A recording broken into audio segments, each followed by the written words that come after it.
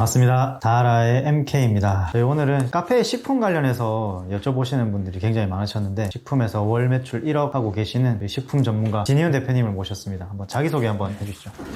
네, 안녕하세요. 저는 건강보조식품 위주로 지금 판매를 하고 있는 진희훈입니다. 셀러 하신 지는 혹시 얼마나 되셨나요? 3년 조금 안 됐어요. 우와, 3년 조금 안 됐는데 월 매출 1억. 그 매출의 그 운영 방식은 혹시 어떻게 하고 계시나요? 위탁인가요? 뭐 사입인가요? 제조인가요? 처음에는 이제 위탁만 했었고요. 그 다음에 이제 사입을 한번 하고 그 다음에 이제 OEM으로 완전히 넘어갔어요. 건강식품은 위탁도 있나요? 뭐 농산물이나 일반 가공식품은 제가 봤는데 건강 뭐 보조 기능식품 이런 거는 제가 위탁으로는 잘 못 봤던 것 같은데. 구글이나 이런 데 검색을 하시면 건강기능식품 OEM 이런 거 아니면 위탁 이런 거 검색하시면 많이 나오거든요. 네. 근데 뭐 간혹 가다가는 이제 셀러오션 뭐 이런 쪽에 이제 그런 카페에서만 뭐 위탁을 주시는 그런 업체들도 있고요. 여러 카페 이런 뭐 판매 관련된 여러 카페들 많거든요. 그러니까 그런 쪽에 이제 좀 가입을 하셔서 찾아보시면 꽤 많습니다. 생각. 도매 사이트도 있지만 네. 이렇게 뭐 비즈니스 카페 이런 데서 네. 이제 직접 제조사로부터 위탁으로 받을 수도 있다는 말씀이시네요. 네. 그러면 지금 OEM 이렇게 많이 하고 네. 계시다 하셨는데 그럼 1억 매출 중에 OEM 비율은 어느 정도 되나요? 지금 현재는 거의 한 70%, 80%는 OEM 제품으로 나가고 있습니다. 야, 70% 80%면은 네. 제조하는데 돈이 많이 드셨겠어요. 그렇죠. 한 달 저희가 이제 발주를 거의 한 7천만 원, 8천만 원 이 정도 하고 있습니다.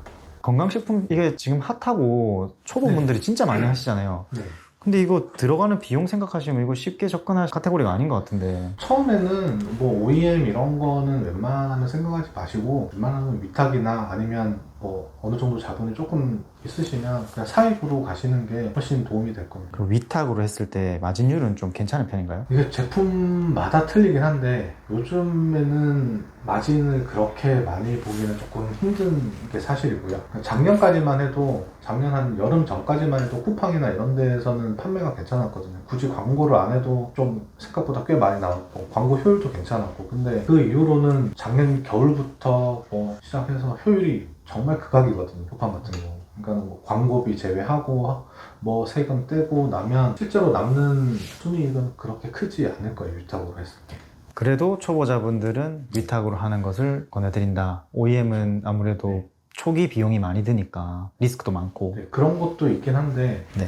이게 다른 카테고리에 비해서는 판매하는 결이 조금 다르다고 생각을 합니다. 판매 결이라고 하면 뭐 어떤 느낌일까요? 상품명도 그렇고 상세 페이지를 구성하는 것도 좀 그렇고 상세 페이지에 들어가는 어떤 내용들 같은 경우도 좀 조심해야 될 부분이 상당히 많은 편이고 건강기능식품하고 건강식품하고는 이게 또 다른 내용이거든요. 아, 예. 그냥 다 똑같은 건강기능식품 아닌가요?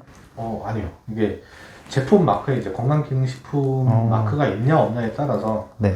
이게 차이가 있는데 건강기능식품 같은 경우는 어떤 효능이나 이런 거에 대해서 뭐 서술을 할 수가 있어요. 근데 그냥 일반 건강보조식품 같은 경우는 그런 걸 할 수가 없거든요.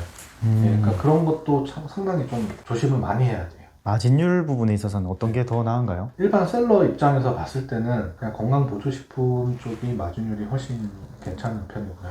건강기능식품 같은 경우는 이게 대기업하고 뭐 가격 경쟁을 할 수밖에 없어서 그리고 납품가 자체가 되게 좀 높거든요. 공급처 찾기도 조금 힘들 거고 그래서 마진을 제대로 받기가 좀 상당히 힘듭니다. 사실. 처음 시작하신다 하시면 건강기능식품보다는 건강보조식품 쪽으로 좀 많이 시작을 해보시는 게 좀 더 나을 수가 있겠네요. 근데 그것도 이제 뭐 사람마다 차이는 있어요. 난 마진을 조금만 봐도 좀 뭐 노출이나 이런 데 이제 자신이 있다 하시는 분들은 건강기능식품을 하셔도 괜찮긴 해요. 근데 대신에 이제 그거는 사입으로 하셔야 이제 어느 정도 공급 단가가 나올 거예요. 사실 이게 그 건강식품에 사람들이 많이 관심을 갖는 게 나만의 상품? 이것도 만들기 쉽잖아요. 돈만 쓰면 나만의 상품 이렇게 하나 가질 수도 있고 또 홈쇼핑이라든지 건강 관련된 이런 데서 대기업에서도 많이 바이럴 하잖아요. 그렇죠. 그래서 지금 콘드로이친 이거 핫한데 이거 당장 가서 만들어 달라 해야지. 그래서 이렇게 해서 많이 만드신단 말이에요. 그렇죠. 그런 부분에 대해서는 좀 어떻게 보세요? 초보자분들이 하나 찍는 거에 대해서. 저희가 이제 제조사 사장님들하고 얘기를 이제 많이 나누거든요. 근데 대부분 제조사 사장님들이 하시는 말씀들이 신규 발주는 엄청 많다고 그러거든요. 근데 그 중에서 재발주가 들어오는 비율은 극히 드물다고 해요. 그러니까 뭐 신규가 10군데면 거기서 이제 다시 이제 재발주가 들어오는 데는 뭐 한 군데 정도, 한두 군데 정도밖에 안 된다니까는 그러니까 성공 확률이 그렇게 높은 편은 아닌 것 같거든요. 그래서 초보자들이 처음부터 이제 OEM으로 접근해서 제품을 자기만의 제품 뭐 있으면 좋긴 하겠죠. 근데 처음부터 너무 그건 살짝 조금 욕심이지 않을까. 그러니까 그 전에 이제 어떤 건강식품이나 뭐 건강보조식품에 관한 어떤 공부도 좀 하고 이 시장이 어떤 식으로 흐름이 흘러가는지 그리고 지금 상황은 좀 어떤지 그러니까 그런 것들에 대해서 전반적으로 공부를 좀 하고 난 다음에 직접 팔아보고 느껴보고 그 다음에 이제 뭐 OEM을 하든지 뭘 하든지 해보는 게 그게 좀 제대로 된 방향이지 않을까 그렇게 생각을 합니다. 아까 공부라고 하셨는데 그럼 초보자분들이 건강식품을 팔고 싶은데 그럼 어떤 걸 공부를 많이 하면 좋을까요? 그리고 공부를 왜 해야 되는지 이것도 조금 얘기해 주시면 좋을 것 같아요. 그러니까 원료에 대한 공부를 일단은 기본적으로 해야 되고요. 그러니까는 예를 들어서 뭐 거기 들어가는 원료 뭐 이산화규소나 산화마그네슘 이런 거는 도대체 왜 들어가는지 포도당은 왜 들어가는지 그러니까 그런 이유들을 좀 알아야 되고 이 원료는 어떤 거에 어떤 효능이 있는지 그 다음에 이 효능을 조금 더 보완할 수 있는 부원료들은 뭐가 있을지 그러니까 이런 성분들에 대한 공부를 기본적으로 하셔야지 어떤 나중에 뭐 소구점을 잡을 수도 있고 그다음에 마케팅적인 요소도 나올 거고 이제 상품명 작성을 할 때 어떤 식으로 작성을 해야 되는지 이 부분도 좀 공부를 좀 어려운 부분은 아닌데 그러니까 그거는 조금 더 다른 잘 파시는 분들을 보고 좀 공부를 좀 해야 되지 않을까 싶습니다. 아무래도 건강 관련된 이런 보조식품이다 보니까 소비자분들께서 뭐 연령대가 있으실 수도 있고 또 연령대가 있는 아버지 어머니한테 선물용으로도 많이 사실 텐데 네. 요거에 있어서 기본적으로 CS 응대가 가능한 정도의 수준은 또 갖추셔야겠네요. 그렇죠. 이게 건강식품의 판매에서 가장 요즘에 이제 중요하게 여기는 게 이제 신뢰도거든요. 그러니까는 그 신뢰도를 맞추려고 그러면 그 정도 공부는 이제 성분에 대한 공부는 충분히 하셔야지. 뭐 CS가 됐든 전화 상담 응대를 하든 좀 수월하게 좀 진행이 될 것 같습니다.